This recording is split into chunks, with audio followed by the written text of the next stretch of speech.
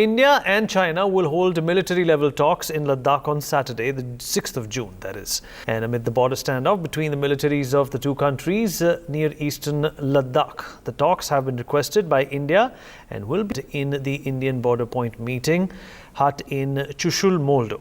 Multiple local-level talks by regional military commanders have not made any headway so far in this standoff. India has said that the Chinese military was hindering normal patrolling by its troops along the line of actual control, or LAC, in Ladakh and Sikkim, and strongly refuted Beijing's claim that the escalating tension between the two armies was triggered by trespassing of Indian forces across the Chinese side. On the other hand, Prime Minister Narendra Modi discussed the situation with United States President Donald Trump on Tuesday.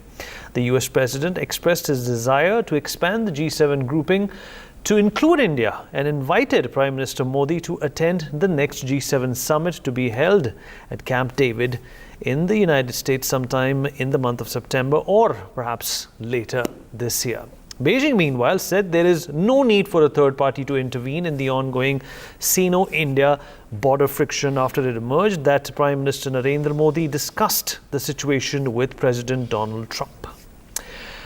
All right, well, this is something which has been going on for over a month now, and China has said that there is no need for a third-party intervention. But Donald Trump and Mike Pompeo also, just a couple of days back, went on to say that China is being unnecessarily aggressive at this point in time. What does this mean for India and China? China also spoke of a mechanism. They spoke of a module that they have implemented in the past as well. I don't know whether that is worrying or that is something that India should look forward to. They have said that they have... We can't hear the anchor. They have... I think it is not starting yet. Okay, well, what we'll do is we'll get in our guests at this point in time. They seem to be getting impatient. All right, let me in fact, if you can hear me, Joyita. Mohammad Ali Shah, defense expert, joins us on the program. Mohammad, I hope you can hear me. Okay, not sure if Mohammad can hear me. Joyita Basu, editor of the Sunday Guardian, joining us on the panel as well. All right, Sumit Peer, political analyst, is also with us on the broadcast. And Mr. Suresh Kumar Goyal, former diplomat, also joins us on this particular debate. All right, guys, if you can hear me. Joyita, if you can hear me. Joyita, if you can hear me. All right, we'll try and fix the audio with Joyita momentarily. Sumit, if you can hear me, I'd like to come to you first.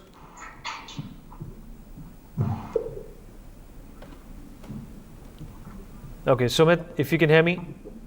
I can hear you, Vinit. Now I can hear you. There was some issue with my audio. I can hear you. All right, I hope everybody can hear me now. Apologies for that hiccup. All right. We can't see you. Oh, that's all right. In fact, Joyita, if you can hear me, let me come to you first. Yeah, I can hear you. I can hear you, Vinit. I can hear you. Okay, Joyita, what do you make of this mechanism that China has been so vehemently talking about in the last few days?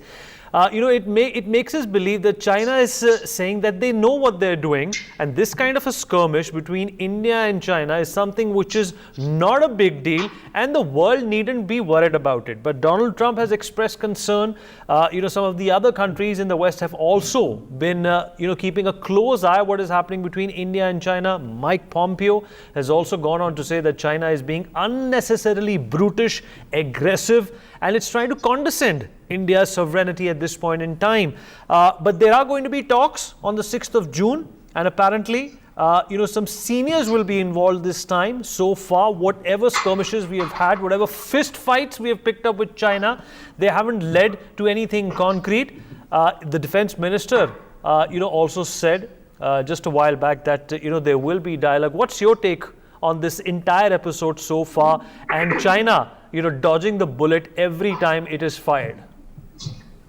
Well, beneath India and China, they already have a mechanism. Yeah. It was put in place some years back, about sorting out these localized differences at the local level, the level of the troops who are there present at the border. But obviously, now that they are yet to be, this thing has obviously not been able to be sorted out. It has been escalated. But having said that, if it is such a localized issue, if we can be resolved at the level of the commanders, and after that, one senior level after that, why is it that China is militarizing its side of the LAC in such a big way? Because of which we also have had to go in there and we have had to also replenish our supplies over there. Why is it that China, if its intentions are all right, if this is such a small thing, according to China, there is nothing happening, why is China bringing in such heavy reinforcement on its side of the LAC? And considering the way China is, in fact, has been cornered by the world in terms of coronavirus crisis, the pandemic, that it started from China, although it denies that, it is the source of it. So the thing is, you see, it is being said that China is also trying to divert attention. So is a limited conflict a way of diverting attention? That is something we need to know. Okay, Mr. Goyal, Xi Jinping in that national address just a week ago went on to say that the country, the PLA, needs to prep itself for war. He did not name against whom, but he also went on to say that this is a time whereby China's military might could be tested, and at the same time we are having these tensions, this friction-filled atmosphere with China at the LAC. How worried should we be? And do you think that outside countries showing concern, more concern that perhaps we are showing against China, is another cause of worry? First of all, the statement which Xi Jinping in front of the NPC to the PLA should remain prepared for the war is nothing new. He makes this every year in front of the This is the call he makes regularly to the PLA to remain prepared. So the point is not that he called on the PLA to be ready for war. That is a constant given there. What actually we need to pay attention is that despite the fact that the GDP of China has gone down, will be negative this year, there is an increase in the defense budget to more than 3%. So clearly, China intends to continue to modernize and to announced many years ago for Chinese PLA to be fully modernized by 2050, and 2020 is the time. Mr. Goyal, let me supplement. Mr. Goyal, if you can hear me, Mr. Goyal, if you can hear me, sir. I mean, I'm sorry to interject, but I want you to tell me, how is this standoff different from what happened in Doklam? That is exactly what I'm coming to. Yeah. And therefore, China is militarily becoming more powerful, and it has full intention to basically be the G1 or the only one superpower taking on the USA by 2050. So what we are seeing is a preparation toward that, number one. Number two, after the COVID-19, when China practically seems to be under siege because of various factors, China does want to let the other countries know that you cannot take on China or you cannot put China into a corner. And when that happens, there are many countries which come in the way, including India, and that is where it happens. Number three, please note that in 2 days' time, the meeting will be at the level of the core commanders, which is unprecedented. So clearly, India is taking the threat seriously. It is not business as usual. Things are happening which have never happened before in terms of the Chinese incursions into the territory, to the point of being even the technically not correct aggression. Now, why this is happening is a bit of a thing to understand. There are several opinions which say that it's a messaging to let India know that you cannot remain on the side of the USA and think the USA will come to its rescue. There are others who think that they want to basically put India in a corner so that India cannot contest their ambitions in the region. Be as it may, the fact is that they do think that if they want to meet their global ambitions, they need to deal with India first.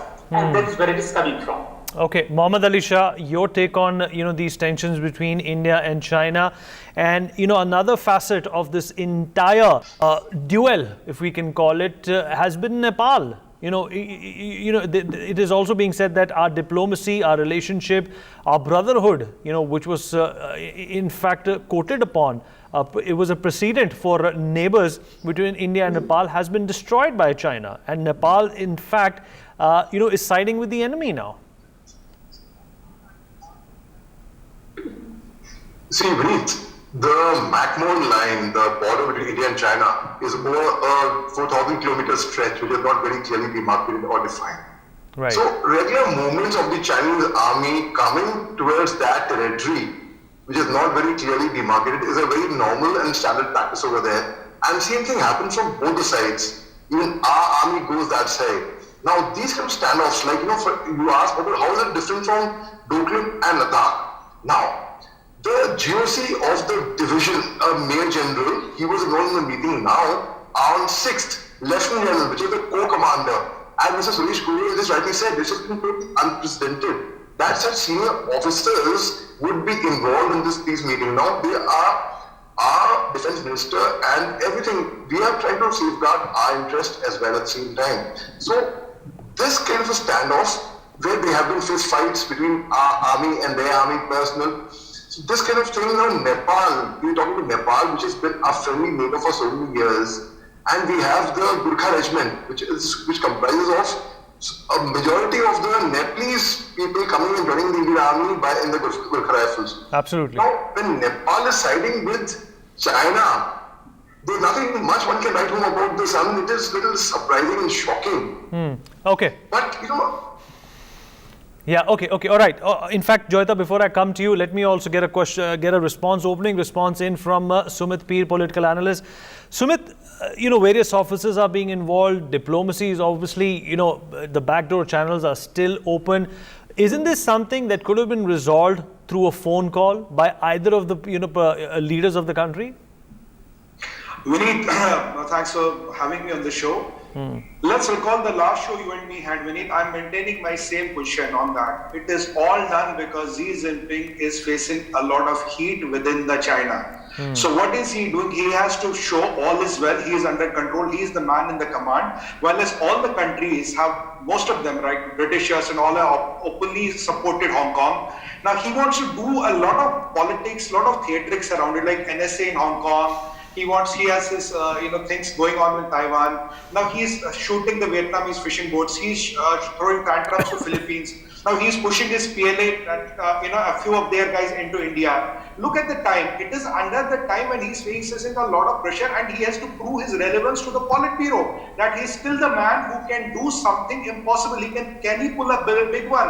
Otherwise, why should Politburo hold on to this man with all the global backlash he has created for China? He has made more enemies for China than the friends. Now, a lot of countries, not only countries, the people like you and me, the normal citizens of a lot of countries do not want to have this China thing, do not want to do business with China. We have seen delayed China app. There's one small instance I want to bring in here. It's a lot of people resentment with this happening. Now, Xi is resolving to theatrics, but Xi is mistaken this time. It's not the India of 1962. We have a very powerful, robust leadership, military-wise, political-wise. We have moved our army. We have made our units. They have moved their army. We have moved our army. We are quite prepared to handle their aggression.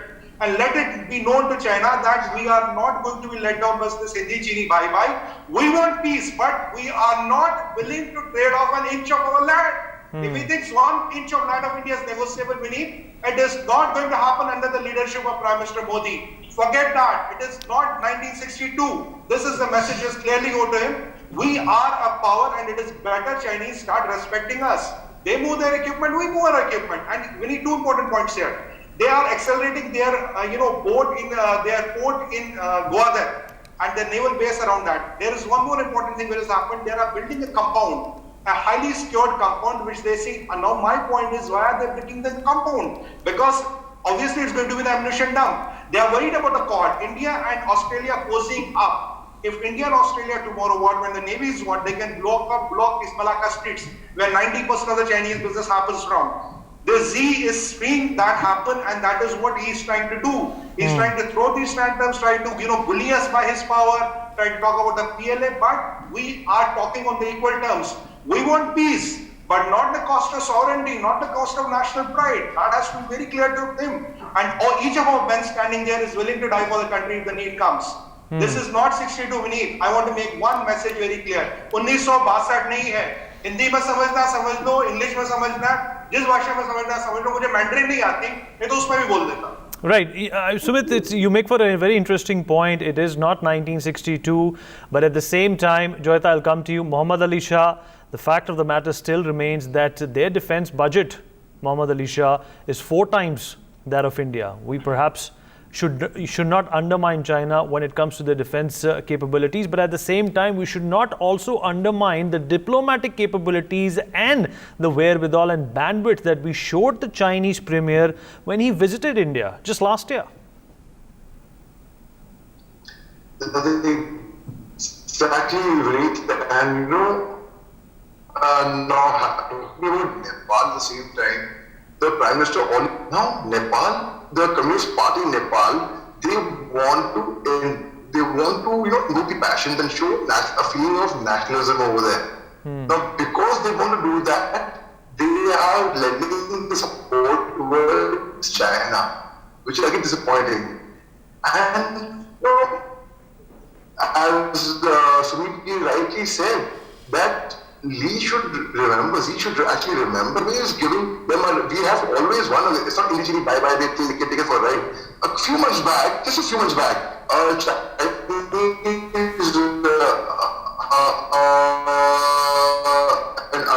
MP from Arunachal Pradesh had given some photographs out on WhatsApp to Arunachal Pradesh. But that could not also be a case with the army. It could be not local fishermen, or it could be a shikari coming there, or it could be a local villager. But now China has been constantly at this, at a time when the whole world is actually boycotting their products, not only because of coronavirus, but because they're not satisfied with their services. They're jokes, they're jokes about, Chinese product doesn't know how to work for so long, but coronavirus has been going on for so long.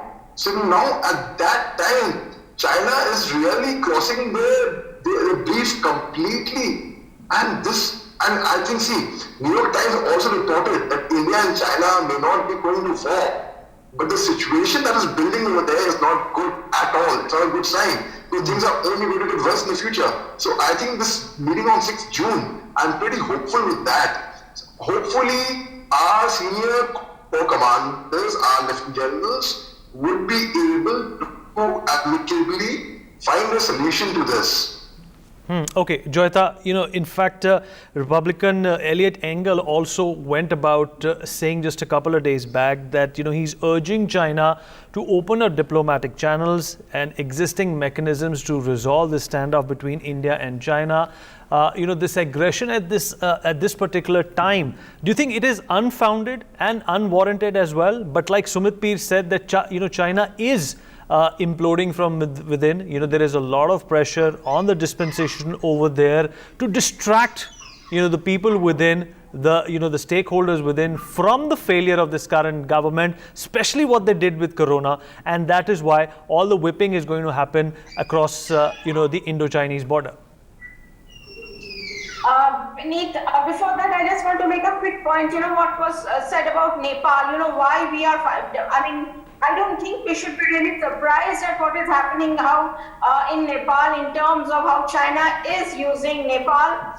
Because you see, ever since when Prachanda came to power, from that time onwards, communists have had a hold on Nepal. And the thing is that you see, from that time onwards, China and Nepal have become very close. As for example, what is going on right now, KP Sharma Oli, the problem is, you see, they are trying to follow this thing about one man, one post. Now, because of Oli, he can either be Prime Minister or he can be the party chief. So he cannot, that is one of the reasons why he kind of raised this whole issue, and obviously, and to kind of divert attention of the people towards nationalism, towards India, when the issue is actually his survival in the chair. So that is the reason why he diverted the issue and China took advantage of it. So there is no way that we can talk about, we should not be thinking about the surprise. It has a lot to do with Nepal's internal politics.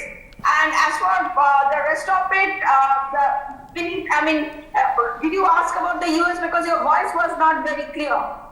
I did. I did Okay, say fine. About Trump's offer to mediate. yes. Yeah, okay. Now the thing is that you see, when we are going to talk about Mr. Trump's offer to mediate, there are two views to it. One view is that it is being said that Trump realizes that the whole thing is very serious, and the other thing is that so he kind of thinks that it is serious enough for the American president to get involved in the mediation process. The other thing is also. But Joyita, the question is, do we want them involved? Mr. Goyal, do we want the United States or any third party to be involved? You know, we don't want anybody to be involved when we're dealing with Pakistan. Why would we want to have anybody present when we're dealing with China? Things are not so bad yet. Since the question is now addressed to me, it would be a great diplomatic and strategic folly if we were to really accept the USA mediation.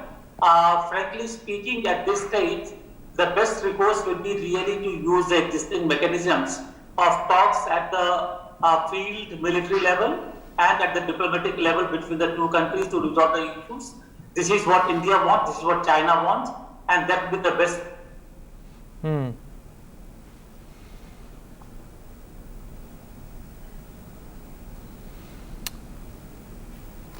Earlier, one of the concerns of China is that India getting too close to the USA to the detriment of Chinese interests globally and in the region is one factor why China looks at India with great degree of suspicion, and will be useful not to aggravate those suspicions.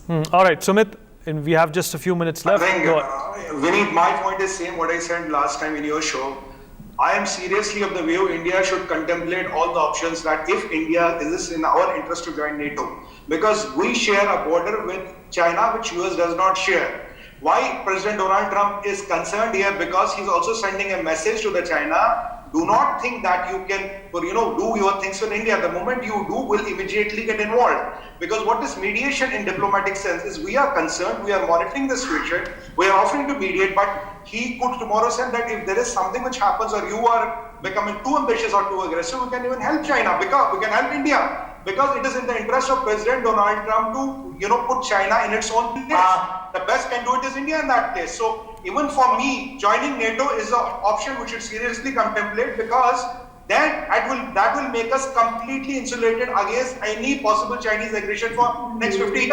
I'm sorry, Vinny, I must interrupt here. If you recall the mediation we sought on the issue of Kashmir, and you know where it led to. Any issue of mediation worldwide, what you are doing is that you are handing over your own affairs to some country who will take advantage of it. Okay, all right, Joyita, all right, I want Joyita to come in. Joyita, okay, okay, all right, Vinit, one quick rebuttal. The point, the mediation is not that. What I'm saying, I'm not for mediation, but I'm saying that US is sending a very clear message that we are concerned. Point taken. All right, point taken. All right, Joyita, 10 seconds, then we wrap up. Yeah, you see, when we are talking about mediation, the minute we start talking about, if we agree to mediation, which we are not going to, then we are opening up ourselves to mediation in Kashmir by a third party mediation, and which we are not going to have. All right, okay. All right, whether we agree to mediation or not, that's an entire different topic altogether. But I agree with Sumit that even if we don't want the United States to intervene or not, it has clearly, categorically sent some sort of a message to the Chinese. It's a clear diplomatic message. Yes. Exactly, to the Chinese government. For more such videos, subscribe to the NewsX YouTube channel, hit the bell icon.